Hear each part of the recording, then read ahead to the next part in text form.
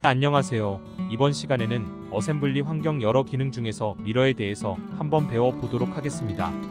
기능을 구현하기에 앞서서 항상 엣지상에서 해당 기능을 먼저 실행해 보시기를 바랍니다. 그래야 해당 기능의 순서나 생성되는 인자값들에 대한 것들을 미리 가늠을 하실 수가 있으실 겁니다. 선택된 파일을 미러해 보도록 하겠습니다.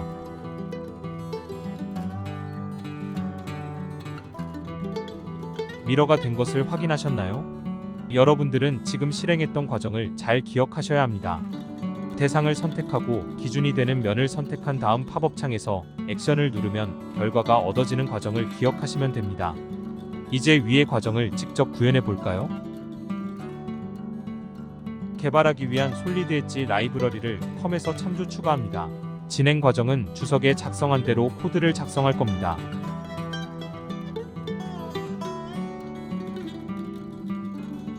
변수를 선언하고 선언된 변수에 객체 정보를 할당합니다.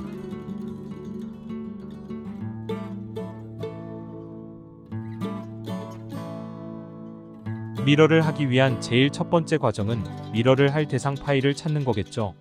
조립된 여러 파일들 중에서 대상 파일을 찾습니다.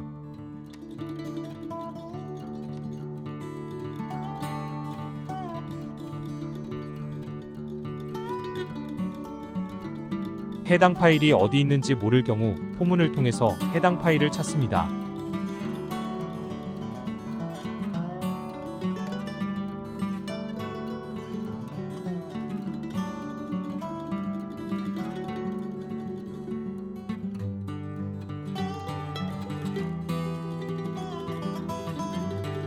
서두에 말했듯이 실행 순서를 잘 기억하라고 했었죠. 첫 번째 대상을 선택한 다음은 뭘 선택했었죠?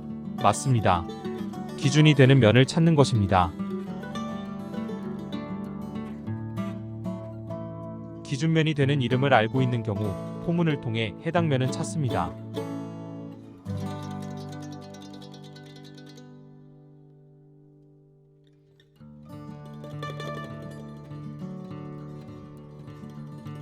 미러를 생성하기 위한 첫 번째와 두 번째 정보를 찾았으니 미러 명령을 통해 실행해 보도록 하겠습니다.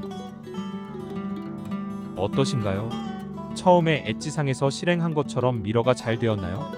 안타깝게도 엣지에서 구현되는 기능들은 프로그램으로 완전히 구현이 되지는 않습니다. 엣지에서 실행했을 때는 미러라는 항목 안에 있지만 프로그램으로 할 경우 어셈블리 그룹이라는 곳에서 생긴답니다.